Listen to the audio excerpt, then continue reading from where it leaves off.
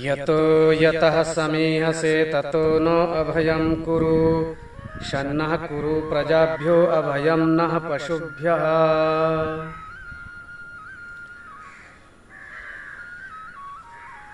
विद्यार्थी के लक्षण। विद्यार्थी का लक्षण क्या होना चाहिए? जब हम विद्या अध्ययन करते हैं, अध्ययन में लगे हुए होते हैं, उस समय विद्यार्थी के लक्षण होना चाहिए। विद्यार्थी के सही लक्षण अगर नहीं है तो वो विद्या उपार्जित नहीं कर सकता है। इसीलिए एक श्लोक में नीतिकार ने कहे हैं कि काक चेष्टा वको ध्यानम स्वान निद्रा तथैव च अल्पहारी गृह त्यागी विद्यार्थी पंचलक्षणम। विद्यार्थी के 5 लक्षण होता है।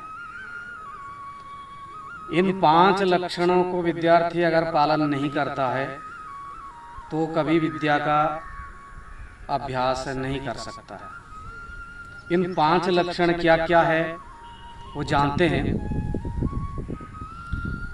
काक चेष्टा वको ध्यानम। तो काक कहते हैं कौवे को। कौवे की तरह चेष्टाशील, मतलब कौवा जिस तरह से एक ही जगह पर रहते हुए चारों दिशाओं तक वो चारों दिशाओं को लेकर के चलता है कि चारों दिशाओं से कोई आ तो नहीं रहा है, कोई दुश्मन तो नहीं आ रहा है, और सजग रहता है। चेष्टा मतलब सजग रहता, हमेशा मतलब वो अपने आप को बचाव के लिए हमेशा तैयार रहता है, कोई मार ना दे, कोई हानि ना कर दे। इसी दृष्टि से तो विद्या के अध्ययन में ये चेष्टा इस तरह से होनी चाहिए कि विद्या अध्ययन में ही लगा रहना चाहिए। क्योंकि अगर पढ़ने वाला व्यक्ति, विद्यार्थी सुबह जल्दी ना उठे, देर तक सोता रहे तो विद्या अर्जन नहीं कर पाएगा, और समय पर भी कक्षा में उपस्थित ना हो, फिर भी तब भी वो कक्षाएं कुछ पाठ छूट जाता है।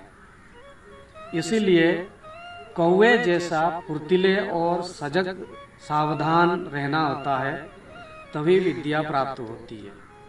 और जो विद्या पढ़ाई जाती है कक्षा में, उन सारी विषयों को एक एक करके स्वाध्याय किया जाता है, मनन किया जाता है, चिंतन किया जाता है, तभी विद्या आती है। तो हमेशा सजग रहें। अगर कोई विद्यार्थी विद्या अध्ययन कर रहे हैं तो दूसरा विषय ना उठा करके अपना सिर्फ अध्ययन में ही मन का लगाए। मन को अगर इन्हीं विषय में नहीं लगाया तो कभी विद्या अर्जन नहीं कर पाएगा। काक चेष्टा वको ध्यानम। और बगुले को कहते हैं, एक पक्षी बगुला है, वो जब शिकार करने जाता है, अपने भोजन की खोज में जाता है, तो वो क्या करता है कि जहाँ पर मछलियाँ होती है वहाँ पर एक ही पैर में खड़े होकर के ध्यान, जैसे साधु संत मुनि ऋषि ध्यान करते हैं, इसी तरह से ध्यान मुद्रा में जैसे एक पैर में खड़े होकर के सिर्फ एक ही चीज़ को देखता है बगुला कि मछली कब आए और हम में पकड़ लें। इसी तरह से विद्या अध्ययन करने में भी जब गुरु पाठ प्रारंभ करता है, प्रारंभ से लेकर अंतिम तक उसका मन उसी गुरु जिस तरह से बोलते हैं, किस तरह से उच्चारण करते, उसी में क्या कहना चाह रहे हैं, उसी में मन और अपनी जो आंखें, उसी में ही मन लगाए रहना, रखना।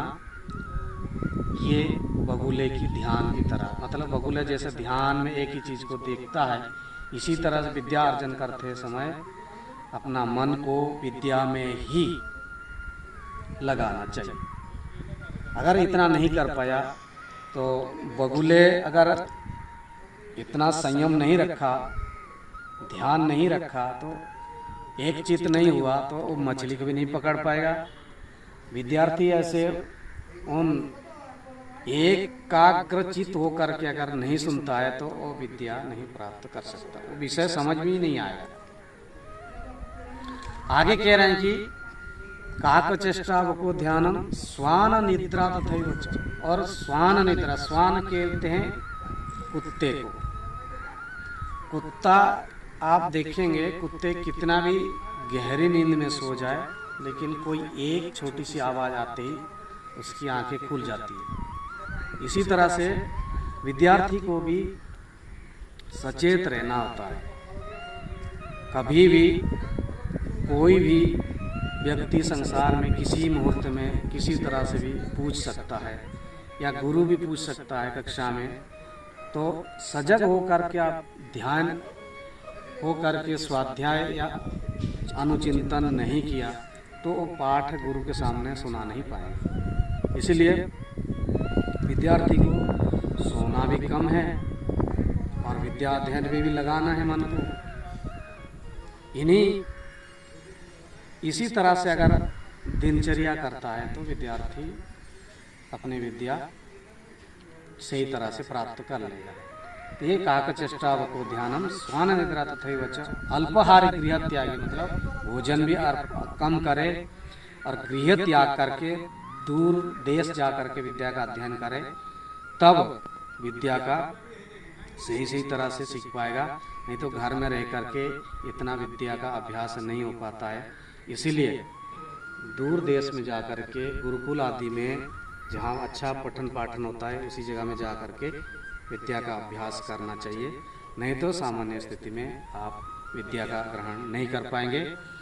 इसलिए नीतिकार यही श्लोक कहेंगे, काकचेष्टा वको ध्यानम स्वान निद्रा तथैव च अल्पाहारी गृह त्यागी विद्यार्थी पंचलक्षणम। इन शब्दों के साथ बहुत बहुत धन्यवाद।